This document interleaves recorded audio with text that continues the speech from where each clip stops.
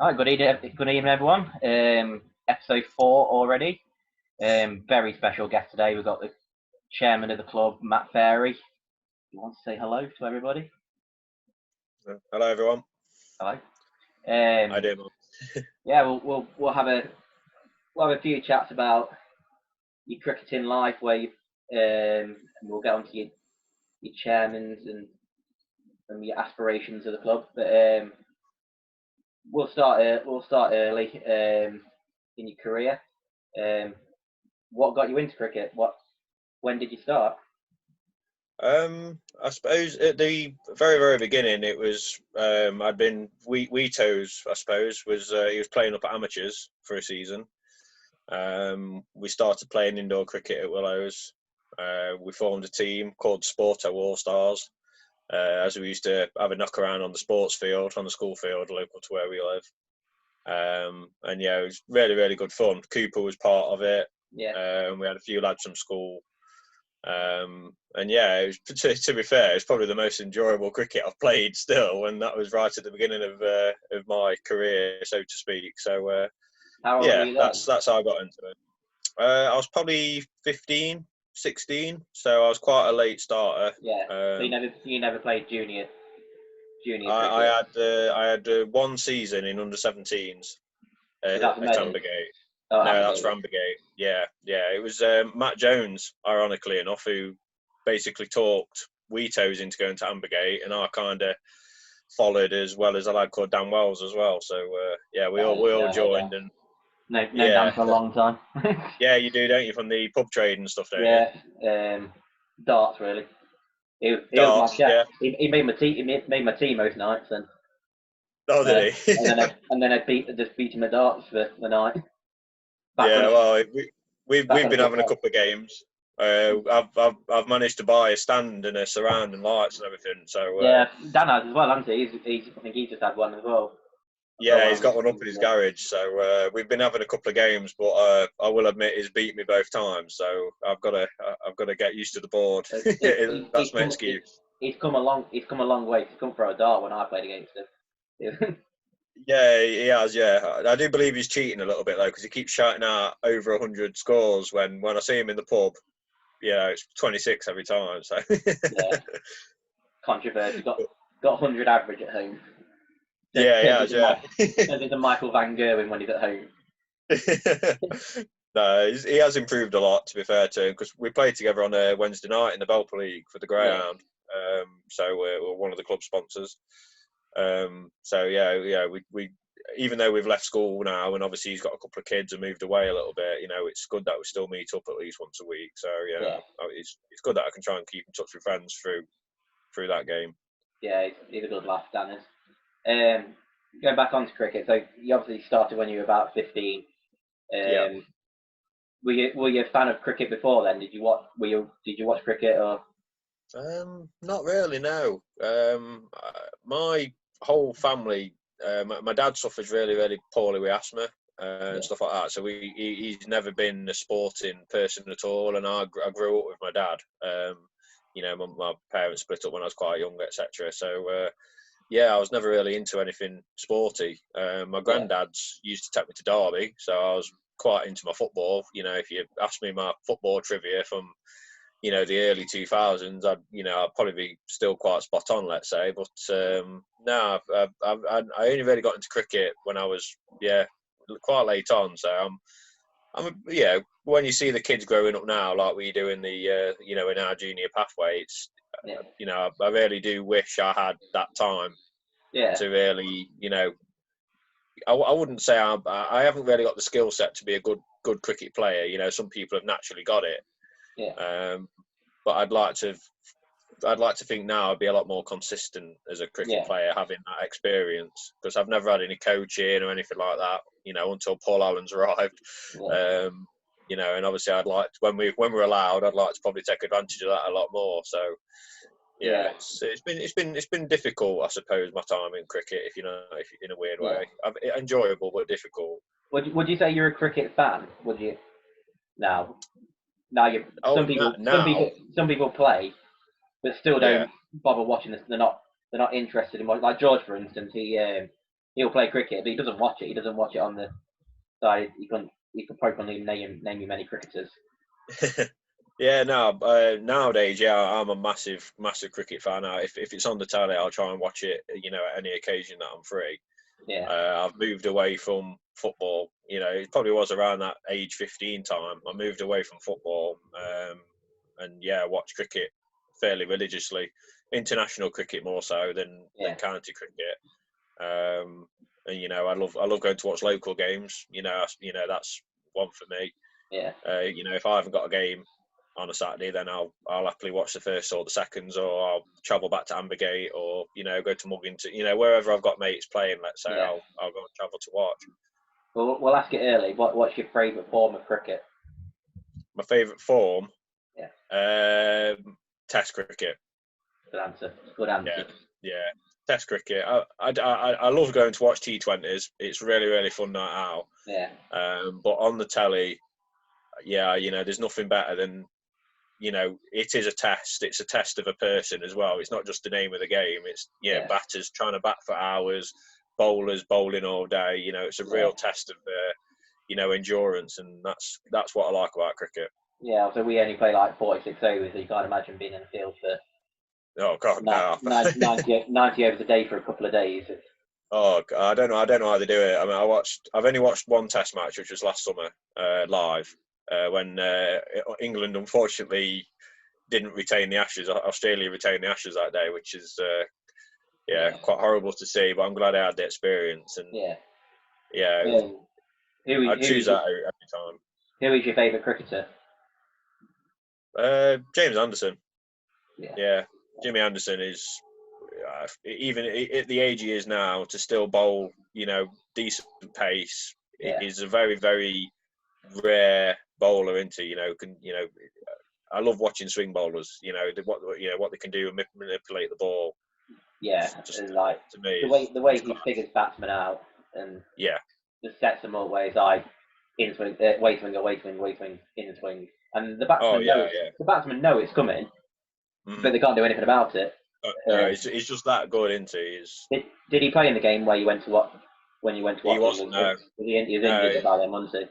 Yeah, he was injured by then. Yeah. Have you ever seen him? Have you ever seen him bowl live? I haven't. No. I hope I get the chance. I hope I get the chance. I don't think I have. I had brought tickets to watch England at Lord's this summer. Yeah. So obviously I was really looking forward to that, because I would have probably seen my idol bowling, but obviously now with the pandemic. I can remember watching his debut in like 2003 for England when he was against Zimbabwe. I was in hospital, so I got to watch like the whole. I think we bowled him out in 3 days. I think it was over in a couple of days when he had like his stripe through his hair and. He did, didn't he? Yeah. And there was a lot of made of him then. And I think people forget he had a couple of years out of the Test team. And you think he had stress fractures in his back, and he tried to sort his action out, and they got dropped for form. And you think if he played those 2 years, how many wickets he would have? Oh yeah, it's unbelievable, isn't it, the amount of wickets he's got, and he's only gone and got better as he's got older. Because he tried to change his action, and he's just basically just gone back to what it is. James Anderson, it's James Anderson bowling. You can just tell, can't you? Just the way you wouldn't teach someone to bowl like it. No, you wouldn't. No, it's not a textbook style of bowling, but it works for him, and it's worked for England. So fair play. Yeah. So who is the best player you've seen live? Is it one of the players who played that day, or is it one? The best player I've seen live. I think, I mean, currently, it's probably got to be Ben Stokes. Yeah. Unfortunately, that day, I think he only scored probably 2. He got a massive heroic reception when he first walked out to bat, because that was the match after he got the in the 9th wicket partnership with Joe Leach. Yeah. So the atmosphere around the ground was it was electric. Hair stood on back of my neck. It was amazing. Yeah. He was always intended to fail in that next Test. He was, wasn't he? I think people were expecting absolute miracles, because it was a similar situation, wasn't it? He came in. England were, unfortunately, we struggled. The best player Well, I mean, yeah, Jason Roy, you could see he had technical problems on that. You know, every time he's every a time white he he's a defended white the ball ball, cricketer. he fell over himself when he defended the ball. You know, he moved an extra yard, like he took an extra step. And it was quite difficult to watch. You can get away with it in white ball cricket where it's the see ball, hit ball, because the ball's not moving around as much. But players like him and I think Butler struggles in test matches. Yeah, Butler. Roy struggles. Alex Hales struggles, I think. Yeah, Butler and Bairstow were quite annoying to watch because technically they have got it, and you know they've got it, but they just never seem to do very well. They're a bit like a Jamie Rowland; they get 30 and out. You know, but yeah, the best player on the day was Joe Denley by a mile. Joe Denley was the best player. He's earned his way into the team. It's just a shame he's not going to play that long for England. He's he's early 30s already, isn't he? Yeah, I think he's a bit older now. Yeah, he's in mid-30s, going 35. on. Yeah. He's not got many years to play for England, which is a bit of a shame. Same as like James Hildreth, who's never played for England. He deserves his chance. He's probably gone now because he's mid-30s, but his average has been Madsen really at Derbyshire. Oh yeah, Madsen's class. Yeah. Yeah. If he'd have played for another county, he'd have been in the England talk. Well, he was at one stage, wasn't he? A couple of years ago, he was touring with the England Lions and that, wasn't he? Yeah, I think when Bell was struggling, and they tried a few people at number 3 when Trott had retired, and that I think that could have been a good option. Here's another one. Bell was probably my favourite England batsman, just purely through technique. Yeah, you know the way he could, the way he could cover drive a ball and the square cut he plays. That's his iconic shot. And he's one of those batsmen that you could watch him bat all day. Like you could watch Steve Smith bat all day. He usually does bat all day, but yeah, he usually does. Yeah, not so much for just being technically good, just for the way he does stuff. He's got an incredible hand-eye coordination, hasn't he? It's just every time he hits the ball, it's so sweet. You know, it might not be right, it might not look right, but it's. I was watching a video today on Instagram, and it broke down his action. And still, at the point of contact with the ball, he's still like a correct batsman.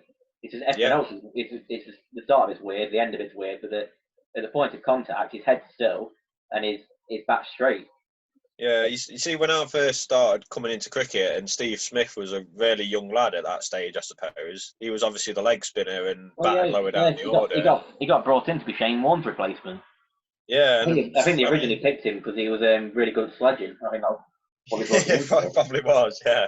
Because I can't remember, obviously, 100% from 10 years or so ago, but I can't remember him being that great a player, if you know what I mean. Yeah.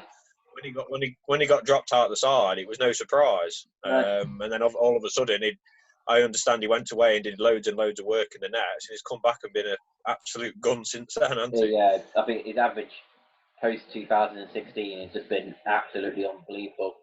I think he averages something like 63, but you take away his first couple of years of Test cricket, he's probably averaging up near 70. And definitely. That's just unbelievable. It's just unbelievable.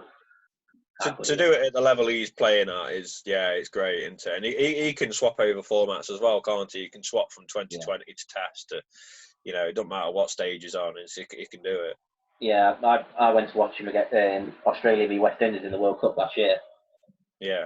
And he was struggling that day. And all of a sudden he just picked one up and flicked it over square leg for 6. I'm like, how have he done that? Like, outside of off, he just flicked it. He's made it look easy. I'm like, and he'd been playing and missing like last 5 or 6 balls, and bang, and that was it. And they were getting it. It does take a while to get going sometimes, and that's I don't know. I haven't watched him religiously or like that, but I see him. He tends to struggle against spinners early on. Well, that's in my opinion. Supposedly his weakness is left arm spin. Yeah. Which is why they bought Leach in. Yeah. But then he didn't get out of the league. He still took him apart. Yeah. No, he weren't shifting, was he, at all last summer? Yeah. Weren't shifting. Yeah, he's an unbelievable talent. But on to local cricket, obviously, we probably play a lot of most of your cricket at the lower ends of Derbyshire Cricket League. Yeah, Um, yeah. I Most don't of know. it's 5 and under, I'd say. Yeah. Yeah. So who's the best player you've played with? Good question. The best player I've played with is probably Rob Borland. Yeah. When I made the move from Ambergate to Meadows, I came and obviously came to have a watch Meadows for a couple of weeks, and the way I watched Rob bowl, again, he's if he wants to bowl a maiden, he will bowl a maiden. That was his type of bowling. He was a bit like Jimmy Anderson. He could figure a batsman out. But it was also his batting that I was quite impressed with, where even he was taking every single ball, he was taking singles just to mid off, mid on. He was always rotating the strike. And then I thought to myself, I was stood there as quite a young lad at that stage. I was like, that's who I'd like to become. It hasn't quite worked out that way. But that's, I thought to myself, when I'm coming to Meadows, I thought, yeah, I'm at the business end of cricket now. With no disrespect to Ambergate at all. Yeah. But I thought to myself, I'm joining a better club. Yeah. That'll go to my next question. What was your reasoning for joining Meadows, or did someone ask you to come down, or obviously you're friends with a lot of people who play for Meadows anyways. Yeah. I loved it at Ambergate. Obviously, I missed out on all the junior cricket as you spoke about. So I was only at Ambergate for probably 2 to 3 years at most. Yeah. I probably left when I was about 18. Are you still in the WhatsApp group? Has it finally kicked out yet? No, I'm still in the group on Facebook. Yeah. Yeah. To be fair, they're a really, really good bunch of lads. And not that I'm planning on going anywhere, obviously, but if I ever did leave Meadows, it would only be for Ambergate. Yeah. They are my club at heart, if you know what I mean. A bit of probably like Little Eaton RTU. I always want to see them do well, which I'm glad they're still playing at a really, really good standard. The lads I was playing with back then are probably getting a bit older now, a bit more middle aged, so they're probably dropping down the leagues a little bit. But I'm glad Ambergate are, doing rather successfully, really. So it's always good to have a good local rivalry as well. Not venomous, like yeah. It's also like we want to beat them, they want to beat us. Yeah. There's no massive animosity. No, it's just a friendly game of cricket, isn't it? Yeah, really, it's just local cricket. It's just the two local rivals. It's how it should be. Yeah. But yeah, moving from Ambergate, at the time I felt quite shit about it because I was winter training with Ambergate, but it was at Lee Green, and Meadows was literally the hour after. So let's say we were 7 till 8. Ambergate was 7 till 8. Meadows was 8 till 9. And obviously me and Wheatos had joined Ambergate at the same stage, but he'd left Meadows a season earlier than me. So I had a season in Ambergate's second team in Div 5, and I did all right. I was batting about 5. I held my own. Hit a few 30s, 40s. Let's say I was doing okay, but I didn't quite get on with a couple of people that were in the team.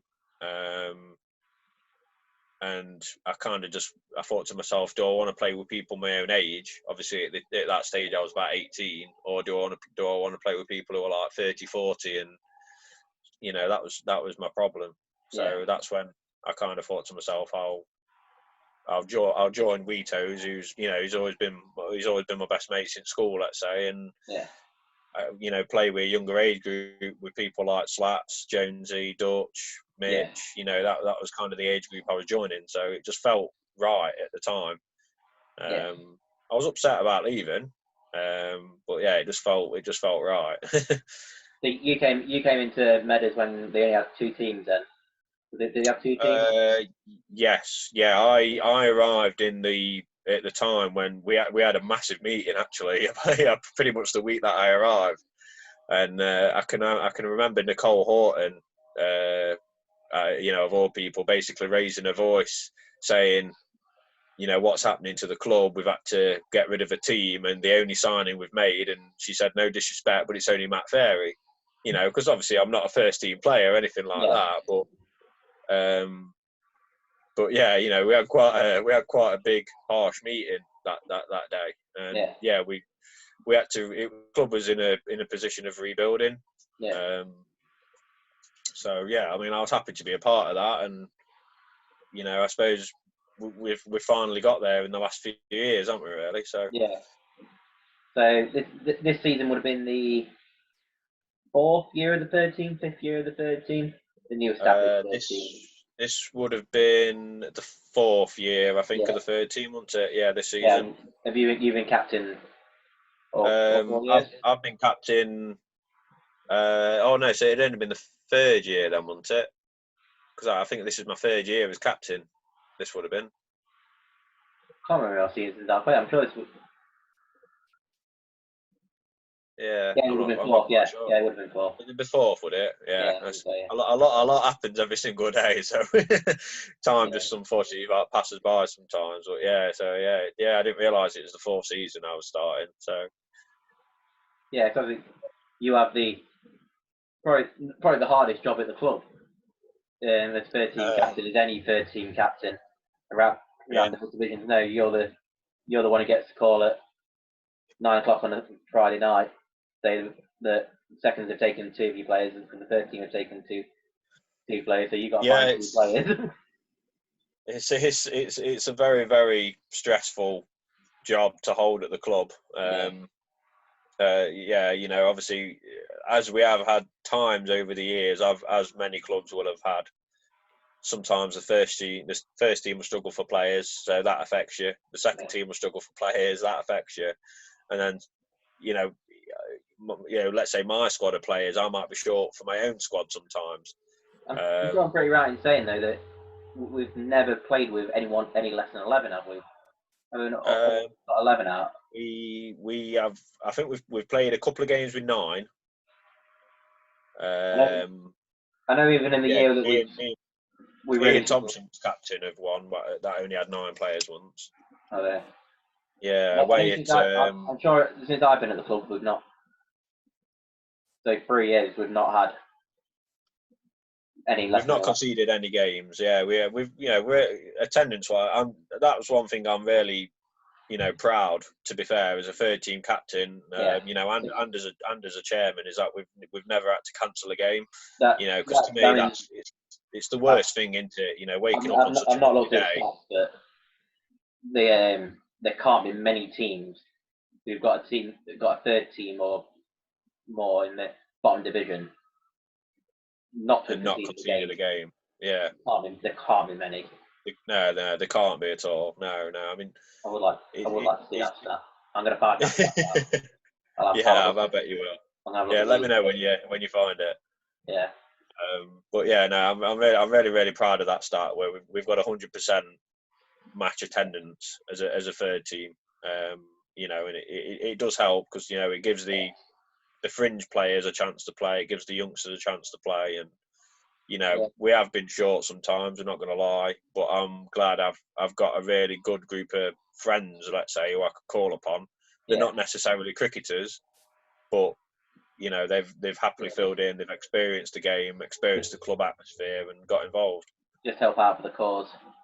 Yeah, and I'm really, really grateful for that. So if they're listening, then thank you, I appreciate it. It probably does help that you play all your 13 games at Whitemore next to the ground, so you can just come knock on the door, go and grab them from the bar like on cricket. Yeah. When they're probably sat in the pub next door, I'll get you whites on. You needed. Wheatos. Well. Well, yeah. If you speak to him, though, he probably would prefer to play on Whitemore because then he is only about 10 metres away from the ground. So he'd love it. He'd absolutely love it. That is literally his home ground at the minute. So his home ground's the McCall shop on Park Estate where I keep seeing him. Oh dear. What's he doing? Buying some crates? Yeah. He walks past my house pretty much every night at 6:30. That's his walk. That's his walk time. So fair enough. I didn't believe he did that much exercise. I'm going to give him his pad and his bat back. He messaged me the other day with a screenshot when you was talking to Nick, and you had his bat in the background. Yeah. In your background, sorry. So he sent me a photo of it and said, "Oh, there's my bat." He left it in my car after the last game of the season. And it's just been in my spare bedroom since September. Are you charging him rent for that? Yeah, basically my own rental. So going on to Meadows, obviously your chairman. Would you say that's your proudest moment at the club? Becoming chairman? Yeah, I'd say so. I mean, even just a couple of years ago, I wouldn't say the club went through a difficult period, but obviously, it's always hard to try and find volunteers. It's a club, isn't it? And when a club's let's say as big as we are, we need even more volunteers. So it is difficult, and obviously the chairman's job is quite full on. It's like a full-time job in the evening after you've done your normal 9 to 5. And I'd been on the committee for a year or so already, and I just didn't want to see the club without a chairman. Mark Slater did a brilliant job, and so did Steve Whiteley before him. But Mark had his reasons for not being able to commit as much. And I felt like the club needed somebody, and if it had to be myself, then then I went for it, and I hope people appreciate that, and I think they did, because obviously getting Clubman of the Year award. And I think since you've been getting chairman, we've made big steps forward in the cricketing side of things. I think Meadows, since when I joined, were very set, but the cricketing side of things needed a bit more investment. And I think having a player as a chairman, does you can help. see that. So getting the net sorted, getting a proper coaching, is a big task. And obviously, I was on the committee for I know I didn't go to that many meetings, but which I angered Nobby a little bit, but. You was injured, weren't you? So. Yeah, pregnant wife, Yeah, no. girlfriend. Oh, is that the proposal right there? Yeah, not yet. I'm not doing it in quarantine. I'm not doing it. I think you were a big part of that, and not just being chairman, but getting opinions of players and getting more players onto the committee. Yeah.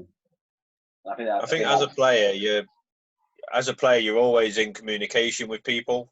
You know, whether it is about on the pitch issues or whether it's behind the scenes issues, and you're always getting people's. You're gaining knowledge by talking to them, and you're getting people's opinions, and then you're trying to rectify them. I mean, I expect that is it's the greatest but hardest part of the job. Yeah. Every single time is that you don't want to keep on getting, let's say, negative messages, let's say, but without them, you can never try and improve the club. Yeah. Because if you never heard from anybody, you wouldn't realise what's going on. I think there was always talk we need to do the pavilion up.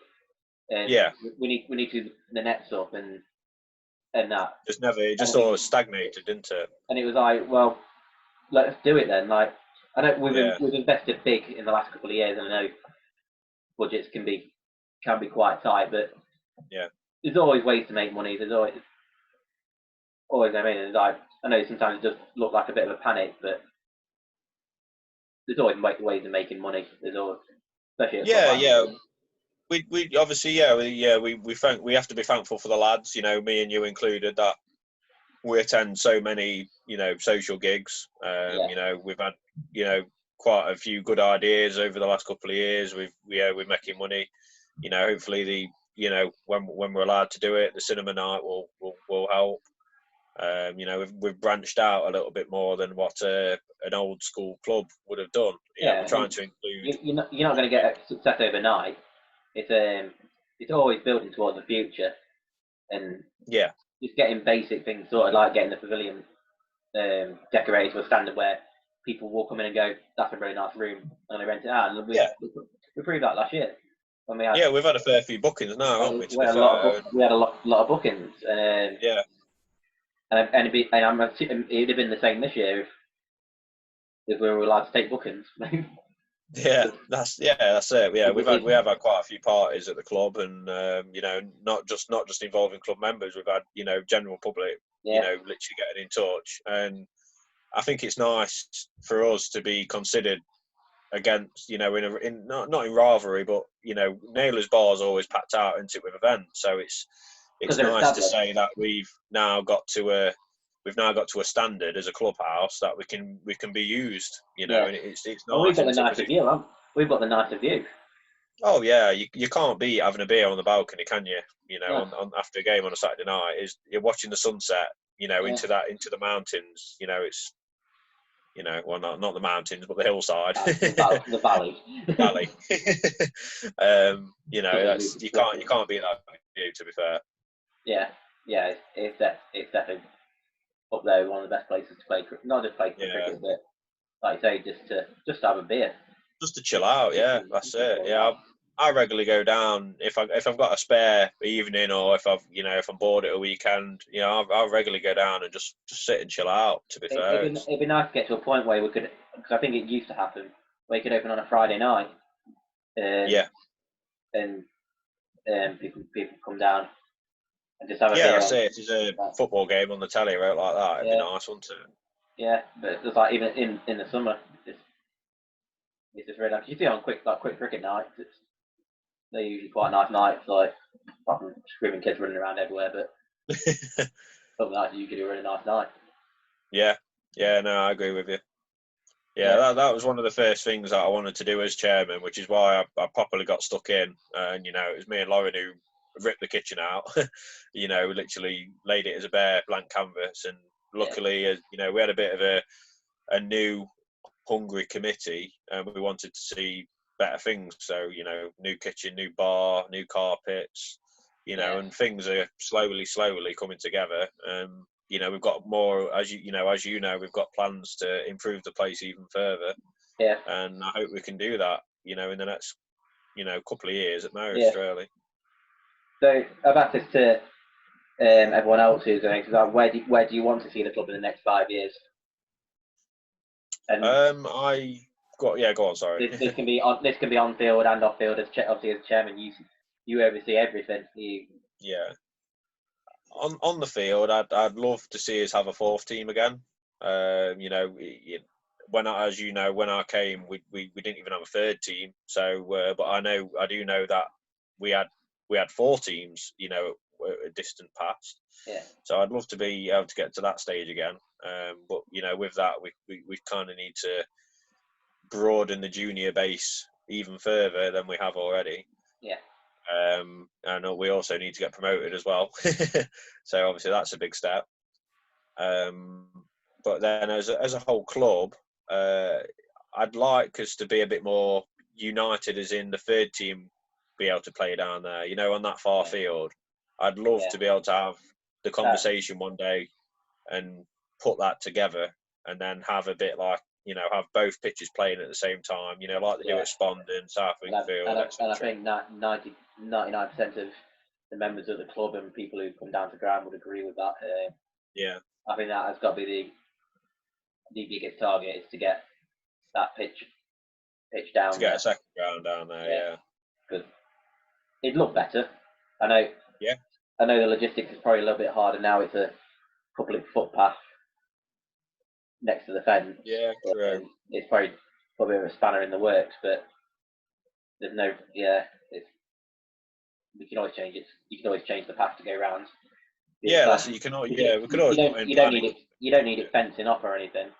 You just need a flat bit of land. Like, I think it would take a lot of work, because cornfield is completely hard. It's solid to change that kind of soil to be flat. It take a lot of work and a couple of years to bed in. I was going to say, I bet it would take 2 to 3 years, wouldn't it, to really sort it out. But So yeah, that's my Yeah. that's one of my long-term goals for the club. I hope it's not too long-term, but yeah, I'd love to have that. Let's say within 5-10 years max. Yeah. The nets are better than what they were. I'd probably like to improve the nets a bit further.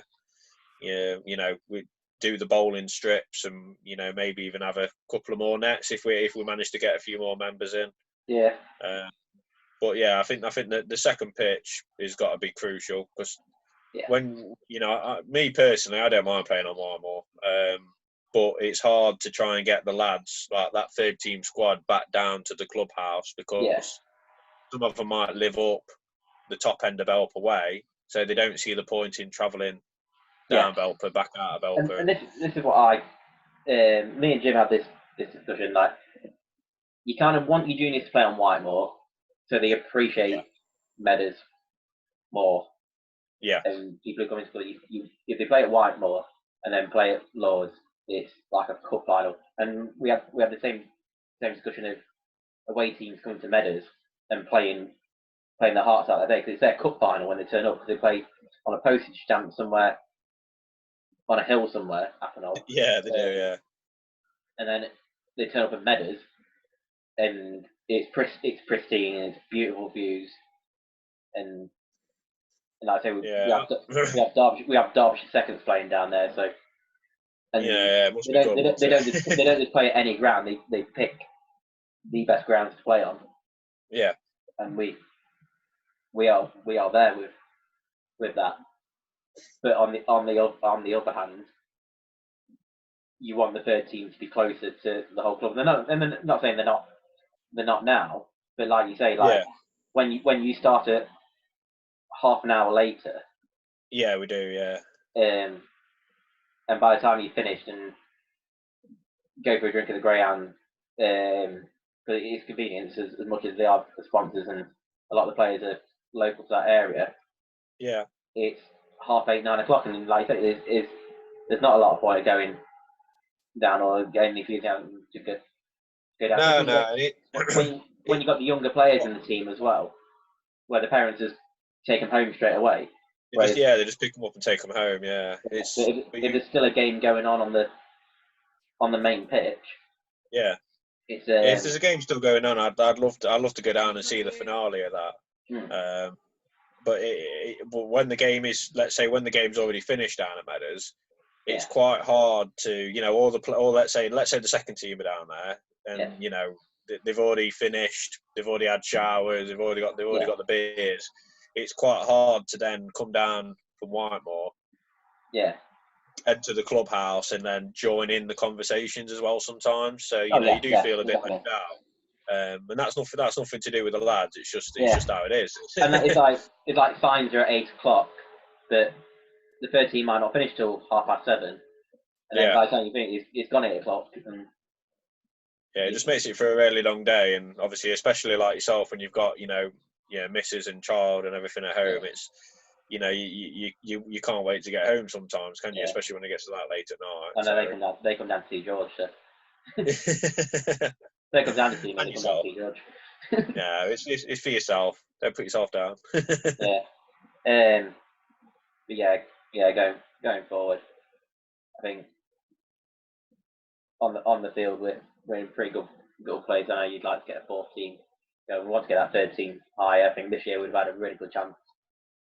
It's a bit heartbreaking, isn't it? Really, we've done a lot of work over the winter, and I think made a couple of good signings. We would have bulked up the whole club. Improving at first team level is usually unheard of, isn't it? Really, your players normally step up rather than having people sign and slot in. So I was really looking forward to this season as a chairman. And as a player, but probably more so as a chairman, to watch hopefully the first team cement and do really well in Div 2, and hopefully watch the second team get promoted, which I'd like to have believed they would have done with the squad that they had. Yeah, definitely. And again the third team on paper, I wrote it down a few times, and it looked really, really good. So I was really looking forward to get going. as you know, at Winter Nets, I had a half decent knock at Winter Nets, and I thought, you know what, I'm going to hopefully make a really go of it personally this year as well. Yeah, It's been a few years since I've been pleased with my own performances, so I wanted to knuckle down this year, but yeah, we definitely had a really good chance of a very successful like this as a whole club. Not playing side. Hi, Lauren. Yeah. So she just brought my tea to me. So nice. Anything decent? Yeah, chicken biryani. Nice. So yeah, it's pretty good. I'll take that. I've landed on my feet here, so it's all right. So we'll come back to a bit about medals later. We'll move on to the Room 101 feature. If you've got your three things what you hate about cricket or want to change about cricket, and I get to decide whether they go in the bin or whether they stay in cricket. So what's your first offering? So I don't know. I haven't really got an adventurous mind like probably some of the other lads have, but I've been thinking about it a little bit at work, and cricket to an outsider is already a very, very confusing sport. Yeah. Like when you hit the ball on the floor, why is it a 4 and not a round number like a 5? And why is it a 6 and not a round number like a 10, for example? Yeah. What constitutes a wide, a LBW, etc., etc. It's all people's opinions, isn't it, in amateur cricket sometimes? Yeah. But the 100 to me is pointless. Yeah. I understand it's simplified it a little bit for the public because it's just what can you score off 100 balls. Yeah. But I don't know. I just don't really see it fitting a purpose in cricket. Yeah, I totally agree with you. I don't think it was needed.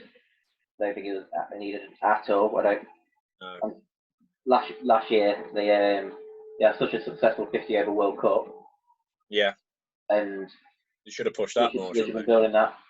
Revamp your 2020. 2020 doesn't need to be played over a season. No. Look at the success of the IPL and the Big Bash. Why don't we just play that sort of thing? I kind of agree with like, was it the 8 teams what they made? They like a Derbyshire, Nottinghamshire, Leicestershire team. Like that didn't really bother me so much. I think you could have a 2020 competition and do the same kind of teams. But yeah, if you're going to watch cricket, you have to learn the rules. If you watch any new sport, you have to learn the rules of the sport. And yeah, cricket has got a lot of weird rules, but that's the beauty of the game of cricket. You can put someone who's never watched rugby in their life on a pitch, and they'll go, "Why is that happening? Why is the referee just blowing his whistle for that?" Like, I don't play rugby. I don't particularly watch rugby. I don't find it interesting. I don't criticize. I never criticize the sport because I've tried to watch it. I just don't find it interesting. No. A lot of people do, but I don't think there's any way they could revamp rugby and make me interested in the sport of rugby. No, I don't believe so. Unless they made it a round ball and they kicked it on the floor like football. Yeah, I mean, I've watched like rugby sevens. I've watched rugby sevens on like a Saturday, Sunday morning or whatever it was on. Yeah. And I suppose I probably found that a bit more interesting because there was a lot more running with the ball. There wasn't so much like passing back and stuff like that. Yeah, that's what I don't get about the game. And there is so many rules. I think the big obsession with cricket, with the people who run the cricket, like the ICC and ECB, is they're so obsessed because it was so long that they were behind in the money states in TV. Yeah, I agree. That they're still trying to play catch up, and they're never ever going to do it. It's never going to happen. It's never going to be as big as football, is it? I think that's who they're trying to eventually compete with. It's never going to happen. It'll never happen. It will always be the 5th or 6th biggest sport in this country. There'll be enough people who play it. There'll be enough people who watch it.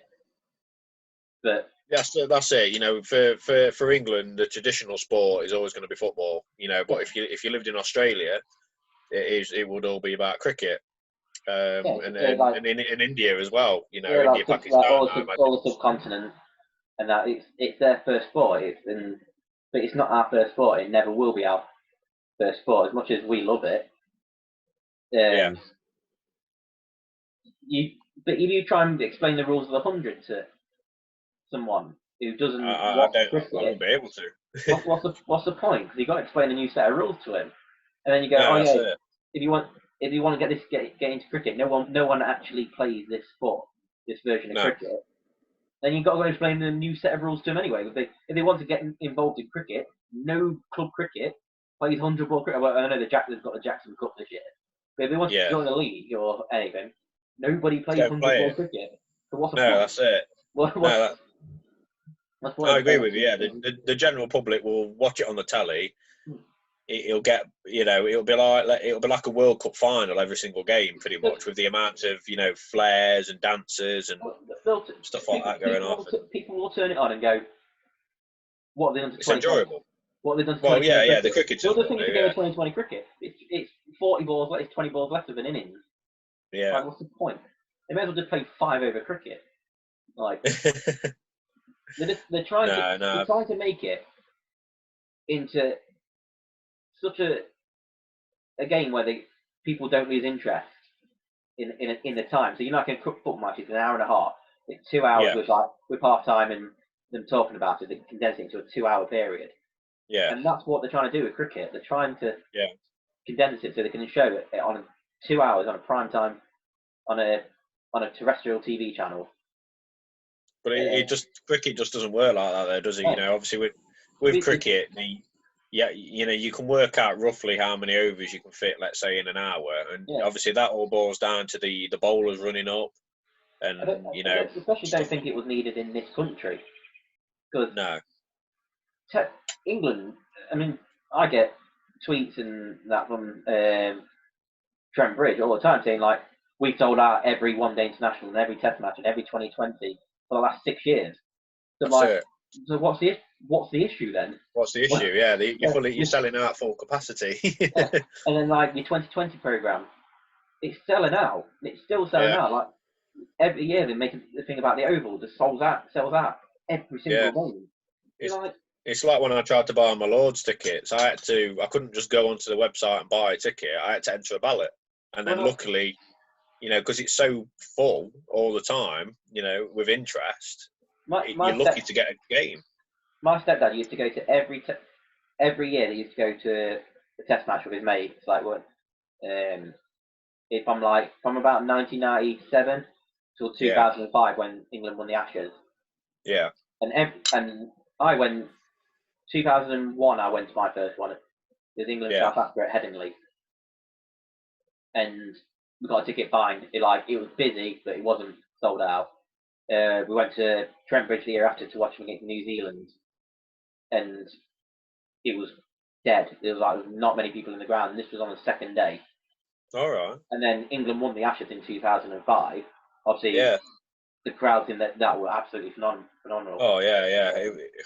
It was like they won the World Cup. They wanted the streets were full. Since then, you have to go into ballots to get tickets. So, where my stepdad had been every year for 8 years, he now has to go. Can't go now. I don't think he's been to a Test match unless we play like Bangladesh or like Sri Lanka, the countries where you're not really interested. But like they can't play a swinging ball, so you're watching the game rather than watching the players. If you know what I mean. They were all cricket fans as well. They all were all cricket players, and like they go to a Test match, and it was always usually a Friday, and they'd watch the first hour. They wouldn't drink for that first hour, like respect the cricket. Then they get on it. Some people are absolutely hammered before they turn up the game. You're like, Test match, like you're gonna be here for about 9 hours. Yeah, that's what we did. Why are you hammered before you start?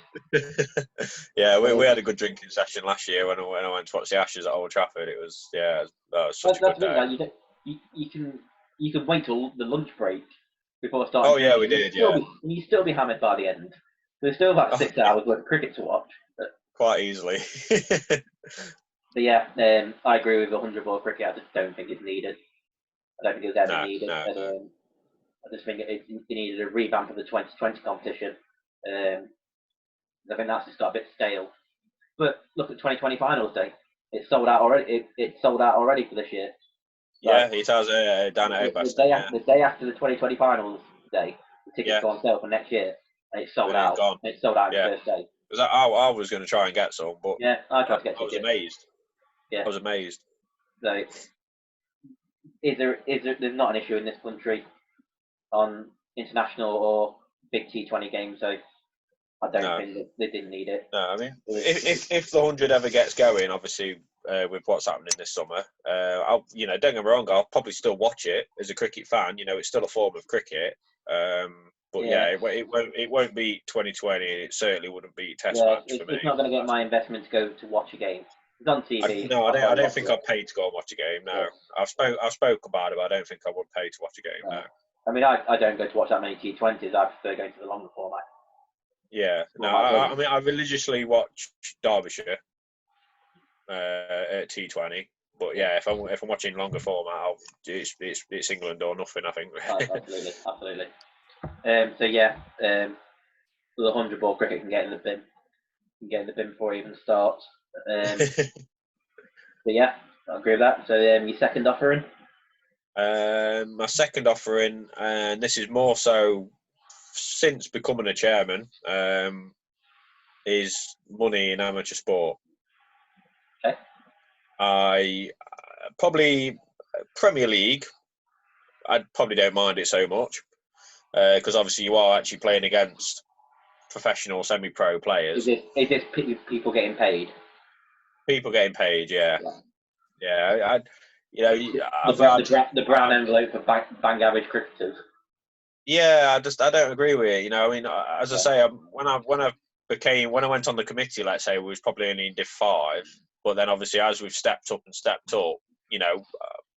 we've tried to stick with the same lads. We don't need to go out there and throw money about to try and get better players. And I think would be a really, really wrong club to be able to do that. I think once you start, it causes factions within groups because people then start questioning why they're not getting paid. Yeah, exactly. When they could be equally as good or better. When they've been loyal to the club. Yeah. Already, I don't think there's any issue of signing a player and giving him a bit of free kit as a signing on. No, that's it. As long as they don't expect it every year and they still pay the subs. Yeah, that's it. Particularly at Meadows, we try to create the, family-friendly, kind of atmosphere where we want people to come and just purely enjoy themselves. Yeah, we came up with the one Meadows hashtag and like that kind of ethos of we are just all one club and there's no one bigger than the club. Yeah, that's it. Every club has their, has a few people. Who are, let's say. Yeah, but we are a club, and it's what I pay to be a part of, is paying my subs. I pay to be part of a club. I've got somewhere to go if you've had a bit of a shit day. You can enjoy yourself at the weekends. Yeah. We meet up, and it's not even we never even talk about cricket sometimes. It's we can like you go to Hooters on a Monday night, and sometimes it's nice just to have that. I've not been since last August. Well, no, but it's nice that as a club you're able to do that. Yeah. It's not. We don't always just meet up down at Meadows. We quite happily go to other places and just meet up as friends. Absolutely, and I think clubs who start paying people who aren't affiliated to the club or haven't got any sort of affection to the club are just there to play a game of cricket and get paid. Don't have that. Off the field camaraderie kind of. No, they don't, do they? I mean, they turn up as though it's some sort of job, don't they? They turn up. They try and get, depending on what sort of deal they're on, they try and get as much money as possible and then leave. My biggest issue with this is it's the players who do get paid, and they're bang average cricketers. They're not very good cricketers. They've maybe had half a decent season. It's who they know. There's a club up the road from us. got 2 teams in the third team level and always concede against us. So I want to mention, so you might be able to figure out who it is. But they've got a first team. I think I know, yeah. They've got a first team. They've got a player who plays for him who's a very good player. Yeah, he's got 5 or 6 mates who go and play for him. They're not playing for that club. They're playing for him. No. And they're getting paid for it. And they're not even doing very well for it. And they've probably had half a decent season. They look good in the net. They're proper net batsmen. They've got all the kit and everything, but that's because they're getting paid, so they can have the best kit. So they look technically fantastic. They have the luxuries, don't they? Yeah, they've got the luxuries. Shit. Yeah, that's it. You know, stats don't lie, unfortunately, do they? I saw a player get some money once, and I looked at his stats, and he was in the team as a batsman. He was batting number 3 for that club, not for the club I was just talking about, but for a different club. And I looked at his stats, and his top score ever was 70, and he was getting paid. And I'm like, how are you getting paid? No, that's it. You know, he should be averaging nearly that. You know, he should be averaging 40, 50 or whatever. And, you know, and there's so many clubs who don't pay, and have got some really, really good players who deserve to be paid. Not deserve to be paid, but no, but they're of equal right to be paid. Meadows have got a couple of players who are in that boat where they're one of the best in their trade, aren't they? And the big thing is, like, you get these players, and they get released. They get told by the clubs that they're not going to get. We're not going to pay you next year. You're just playing for us As a member, as a player. So they'll go, right, I'm leaving, and they'll come to a club like Meadows and go, oh yeah, I really want to sign for you, and you go, oh yeah, brilliant, and they'll go, how much you can pay me? Yeah, I know. Yeah, well, that's what I was trying to say at the beginning. Is that as a chairman, I speak to a few players. Obviously, Jamie's done, and possibly others, but obviously, I'll pick Jamie out of the hat. He's done a really, really good sales talk, I suppose, and managed to get a couple of players in. But I've had communications with them players as well. He's one of those players who used to get paid. Yeah, true. Yeah, he knows how to entice them in, doesn't he? But obviously, because I'm a player, not because I'm the chairman, but because I'm a player more so. And I think, sometimes, I could be playing with these people. I feel like I should have a conversation with them and at least welcome them to the club. Yeah. And try and get to know them on a personal level. Yeah. And I'm quite glad, with the people that were brought in this year. And yeah, we signed 2 quality players in Lizzie and Shelley, and I've mentioned it in other videos. Yeah. But they've come because they are nice lads. They've brought into the plan already, and like they came out at Christmas. Top lads are really really nice lads. Yeah. Like when we're playing football, they just slotted in nicely into the. Yeah, they did. Yeah, they loved it. I think into the group, and but not only that, they're just really good players. So to get 2 players of that quality, we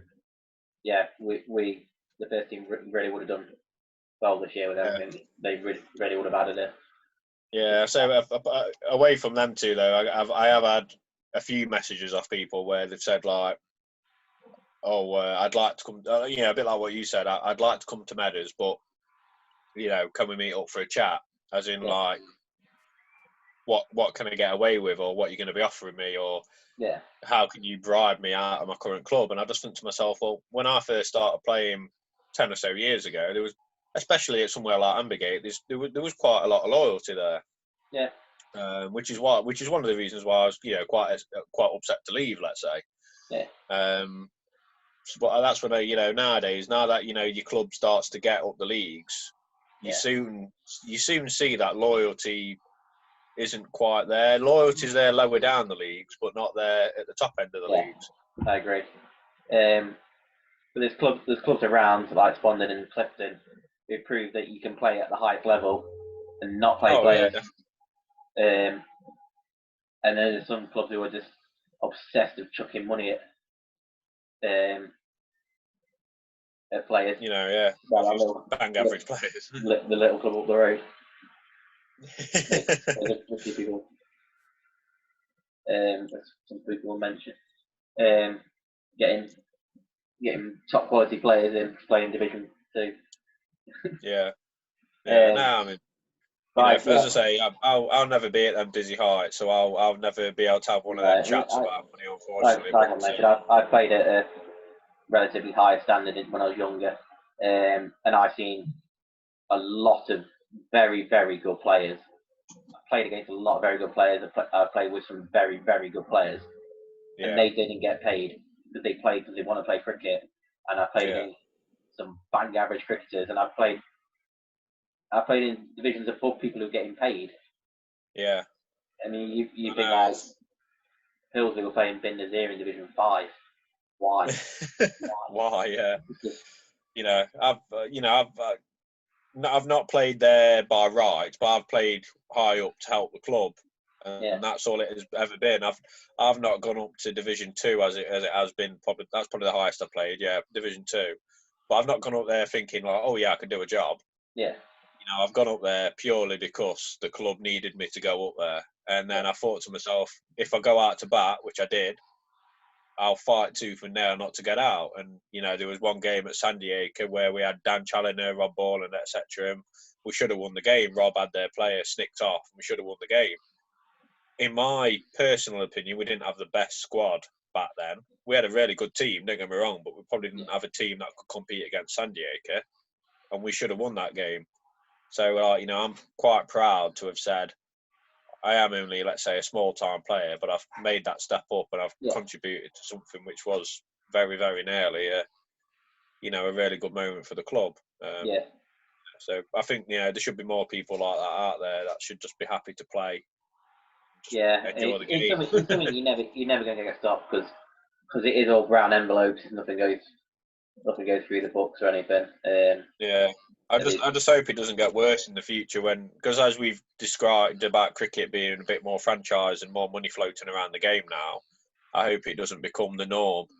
Yeah. Let's say in probably another 10 years' time where even more cash could be flying around. I just hope that isn't the norm. We hope it dies out. But some clubs are just want to throw money. They're just bred that way, aren't they? You win the Premier League, and you think you get about 250 quid for winning the Premier League. Yeah, you don't get a lot, do you? Well, you just spend 10 grand on players. What's the point? I think it's £1,000. I think it's £1,000 for winning the Premier League, winning the ECB Premier League. I've heard it was £1,000. Yeah. But some of these clubs are paying over 10 grand. Some clubs are paying 25, 30 grand on players. That's it. I mean, we were playing against a club a couple of years ago, weren't we? Weren't they paying at least 400 quid out per game? Yeah. There's another club up the road who are paying ex-international players a decent money to come. Yeah, I mean, no disrespect to them, fair play for managing to get them there, and I bet it must have been amazing to have them there and learn from them. But I suppose what I'd have said is would they have come if you hadn't have offered the money? Yeah. They're not playing for the club. They're playing for money. They should want to help grassroots cricket. They shouldn't come with as you said, the brown envelope. It used to be like the people who do get paid, they basically put all the money straight back down the bar. Yeah. And it doesn't happen anymore. They get it, and they go back to where they live.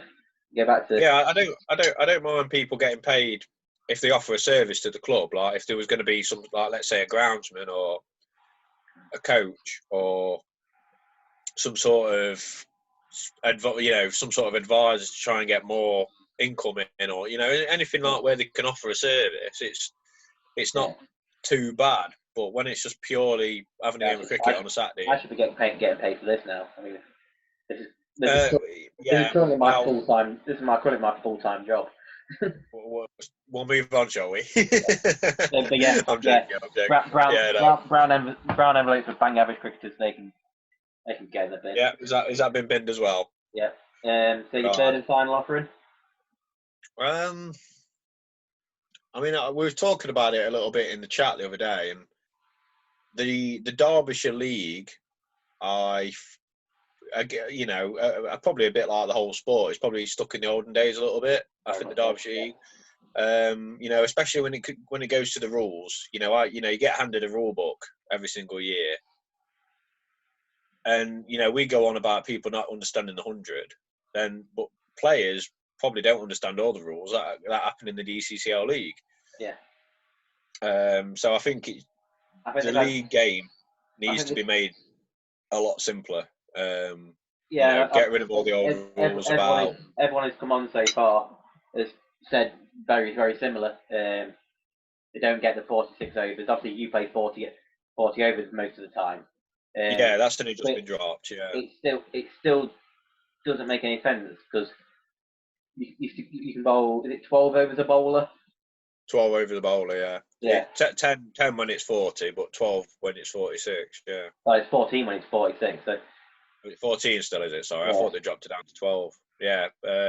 But again, yeah, I don't really know at the minute. I mean, one of my biggest gripes with the Derbyshire League is their ruling they made a few years ago where they dropped your division and one above down to 40 the one overs. above, yeah. Great decision. That was an excellent decision to make because it was. Yeah. Young players in that division, that their argument was that they were finishing too late, so they wanted to finish earlier.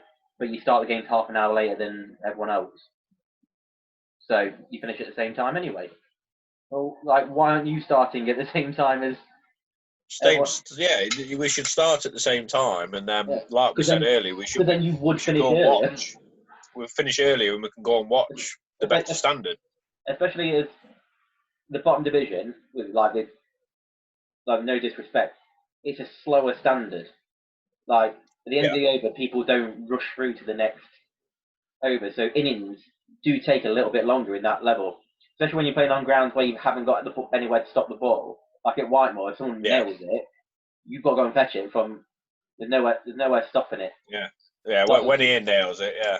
Yeah, when there's no fence or anything around, like a lot of the other grounds, when you're playing on park pitches a lot of times, when you play like Sawley or High Ground and a few others, you're chasing the ball for a long time. There's more wide. There's more wides in that level. It just takes longer. And then to start half an hour later, you just finish at the same time. So the argument about them wanting to finish early is completely irrelevant. Like, start at the same time, and then they will finish a little bit earlier. Probably much earlier. Yeah. And it would help with the whole, in my, in our, with Meadows and everything, it would help them because the third team could then say, let's go and watch the last half an hour of the first team. Like, they need something to win off so many overs. Yeah. Or they're battling out for a losing draw. Let's go and support them. And it builds that whole club ethos and that whole club togetherness, and doesn't it? Where you can actually go and watch and cheer on, rather than having to walk into a room and jump in mid-conversation. I think what's happened with DCCL is they set a load of rules. God knows how long ago, because I've been playing the same 46 overs for 21 years now, and I think they've just had too many rules revisions. Yeah. Like every year there's rules revisions on the same rules, and they're just amending. And it just got so complicated now. Just make it 50 overs, 40 overs, 50 overs in down to 6, say, and 7, 8, and 9 play 40 overs. 8 overs a bowler at your level, so you use 5 bowlers. 10 overs a bowler in the other levels, because then it's the same as the professional game. So you don't have to make any rules revisions because you just copy their rules. Their rules what are set by the ICC and the MCC. No, I agree, because then obviously if we got to a stage where the third team was getting promoted, then making that step up from 40 to 50 is like to us, that would be like a professional step up. Yeah, it's not too dissimilar now because you play. Yeah, it's 6 overs now. Yeah, and that's, I think, by the the logic of the league is about half an hour, which is what you're starting extra. So again, that goes into the logic of like you're not finishing any earlier. And going back onto the point earlier about trying to get people who don't watch cricket to watch cricket, go and watch professional cricket, and it's 50 overs. Or what do you play? 46. What? Why? Like, and my theory is that some people walked into a room one day. One won't. I want to play 40 overs. One says I want to play 45, and one says I want to play 50, and they'll go. Well, we'll go halfway in between, but we don't want to give him his own way at 45, so we'll make it 46. It probably was like that, yeah. It probably was. And that's what they've done. They just don't want someone to get their own way of getting 45 overs, and they make 46 overs. the meeting probably went exactly like that, yeah. It baffles. The whole rule book baffles me. It's a massive rule book. It just needs a bit of an overhaul, It just needs a few fresh eyes, which I know there's been a few changes on the board over the last 12 months anyway. But it just need this year would be the ideal time where they've had a couple of months. All playing 50 over cricket this year. And I think we'd enjoy it. We all watch 50 over cricket. You don't have to adapt the rules or anything because people know the rules. Everyone knows like the power plays and the 30-yard circles and the bowling restrictions and that. Cause we all watch cricket, so why aren't we playing it? Like, I think the longer format for me is better because sometimes when you're coming into bat, let's say lower down the order, you're coming in, you've got no real time to settle. It's just literally you've got to go straight away. So when you're playing 40 overs, you've got even less time. If you block out a couple of maidens because you've been facing a decent bowler, it's still a long time though. It's a long time. Yeah. It's 240 balls you're facing. So even if you block out 5 overs, if you've got a single every ball, you should be going 210. You score 210 in Division 9. Yeah. You're gonna win it. You're gonna win. Oh, you're gonna win majority of games. Yeah. Yeah, I don't know. Yeah, I'd say my personal opinion is just the longer the format you can play, the better player you'll be because you've just got more time to. And I say that they made the right call a few years ago, dropping that down to 40. They did in the lower leagues. The start time didn't make any sense at all. If they know those divisions are more for junior development. Yeah. They have a lot of juniors. So why it's 10 overs a bowler, so you only have to use 4 bowlers. Why it's not 8 overs a bowler in that level? So you have to use 5 bowlers. The people have to get the experience of bowling. Yeah, because some of them do miss out on it. Yeah, because you got a couple of teams in that division. You got a couple of old boys playing for them. One of my first games in medals was when I came back from injury was Staveley. Obviously, Staveley shouldn't have been playing that level. They had a difficult couple of years and were playing. Staveley were insane. Yeah. Yeah, but to have Phil Tingy and Paul May playing that level was like they must have been so bored that year. But they had a couple of young lads in that team that day, and none of them did anything. No. And you're like, just let one of them open the bowling. What's the work? You got a lad who was playing Division 2 cricket 2 years ago. Bring him on after. Bring him on afterwards. Like, what difference? Yeah. No. That's it. You might as well give him the experience and let him go wrong because it's the only way you improve. Is what's the worst that's going to happen is they go bat number 11 and get out. Well, bat number 3 they'll still get out. Yeah. It just won't be all out. That's where them kids probably won't last very long either at that club or in the sport. I had a conversation with Nick about it. Is that you turn up some days and you see the team turning up and you see like them turning up with like 8 adults and 3 kids, and you just go, those kids are going to be so bored here because they're not going to bat, they're not going to bowl, they're just in their team for fielding. And you're like, especially at the lower level, like just let them open the batting. Like, so what's going to happen? They might get a few runs. They might get out first ball. Like they're going to bat number 11 and get out first ball. Like, what difference does it make? No, and that's one good thing with the Sunday side that we've got into it, is that it does provide that platform that if we are taking Saturdays quite competitively, which as we should, it does provide that Sunday game where we can be a bit more relaxed and say, right, lad, I know you batted at like 9 yesterday, you didn't get much of a chance. Yeah. You're playing tomorrow. We'll let you bat 1, 2, or 3 or something like that. Yeah. It's really good about like this. that. Like, if you've got a lad who's playing junior cricket and he's opening the batting for the juniors. Yeah. In my view, in any cricket you play, if you're getting called up to the team, you should be playing in the position what you play. Yeah. So if you're playing under 13 cricket and you're an opening batsman, you get called into the third team, I think you should be opening the batting. You're an opening batsman. Yeah. At least batting no lower than 4, because that's what you're used to. No, I agree. And you could get some lads who are big hitters when they're under 15, but they bat at like 6 or 7, and they'll get moved to a team, and they end up you'll go, oh, he's decent actually, and they'll bat him up the order, but they're actually used to batting further down the order. Yeah. And just swinging, and there's too much pressure for him. I think. You come up when you get into adult cricket, you come up against obviously a bit different bowlers. Like you said about you could come up against a couple of old boys that they know all the tricks. They just don't bowl off the stumps. And obviously, when a junior makes that step up, they've really got to value the wicket to block the one off the stumps. And then if it is off, then that's when they can go back to the normal ways of actually, getting it a good whack. Yeah. Somebody like Harry Caledine or George, that's. No, Harry Caledine just needs to try and twat every ball. Well, to be fair to him, when it's hit, it stays hit. He's got a good strike on him.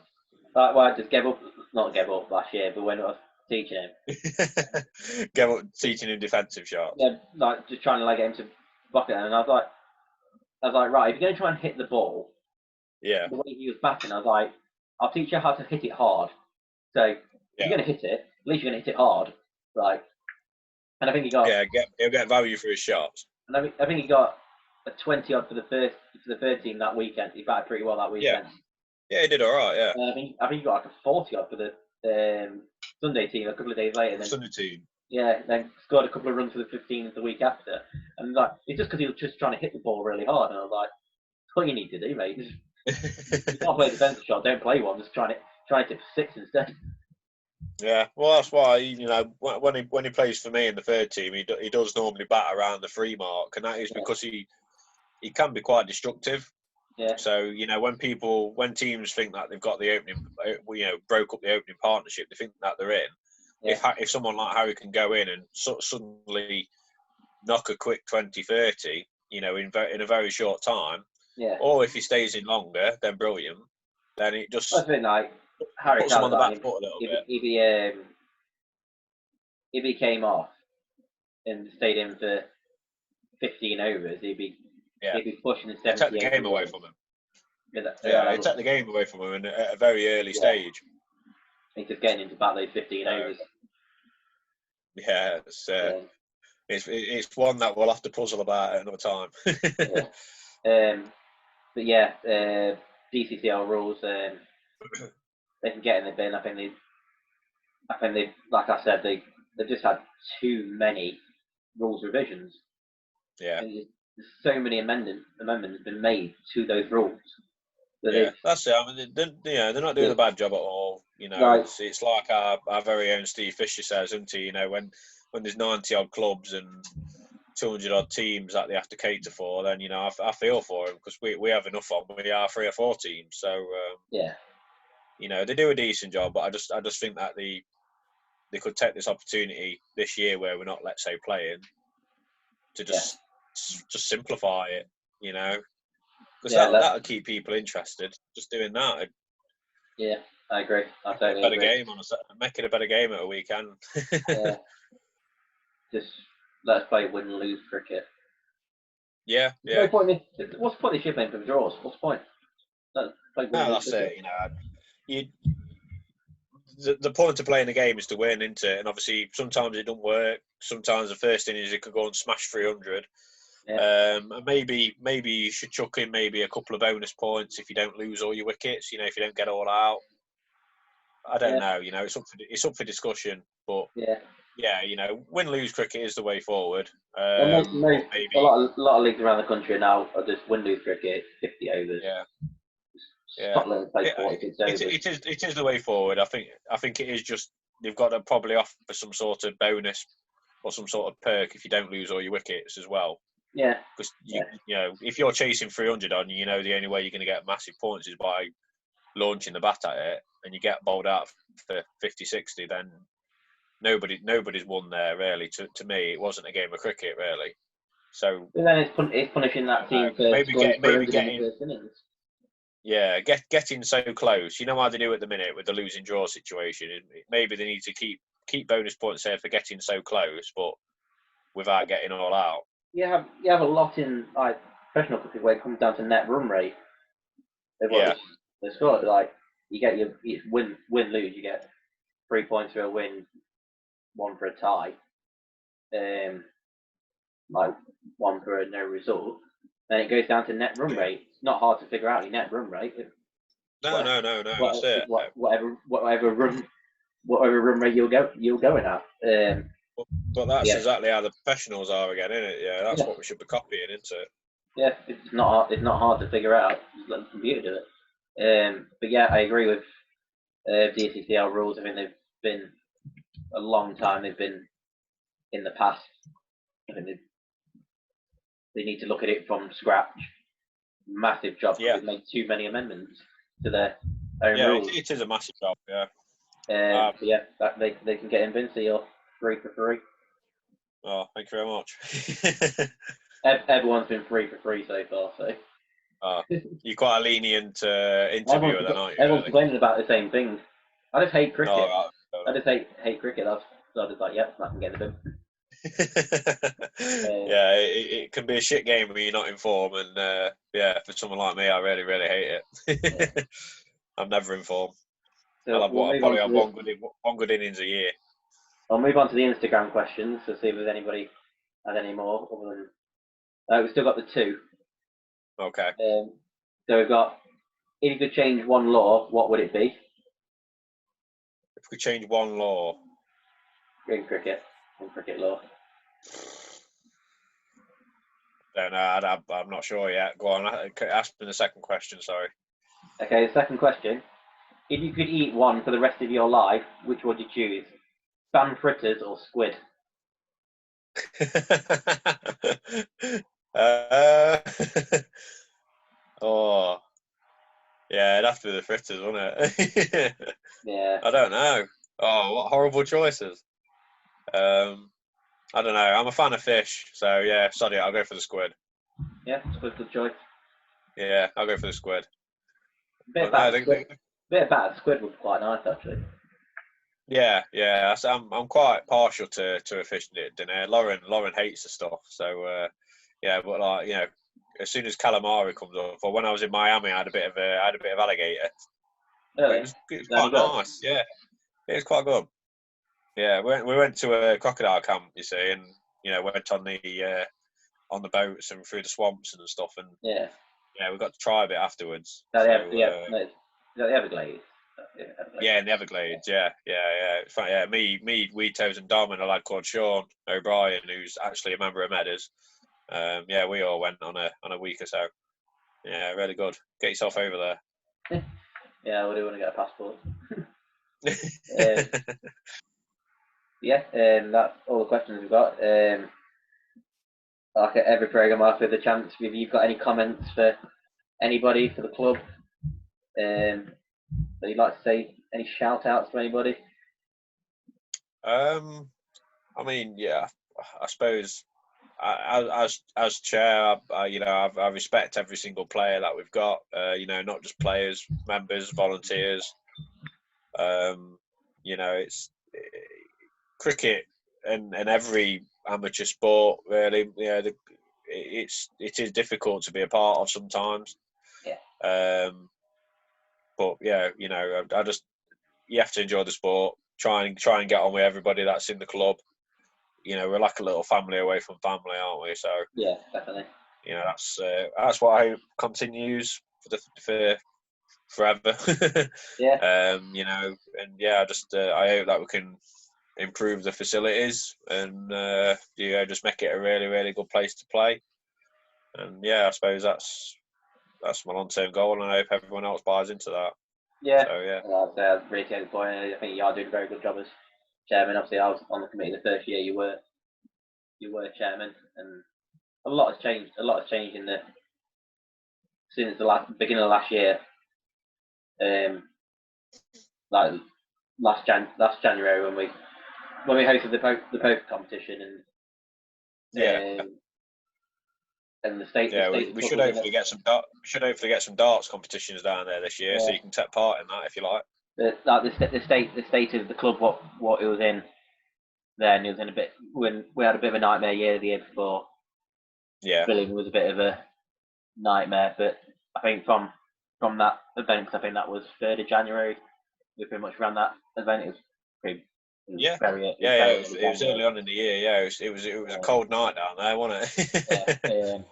But from that point to where we are now, we've come a long way in facilities and on the pitch. I think the club feels a bit more settled.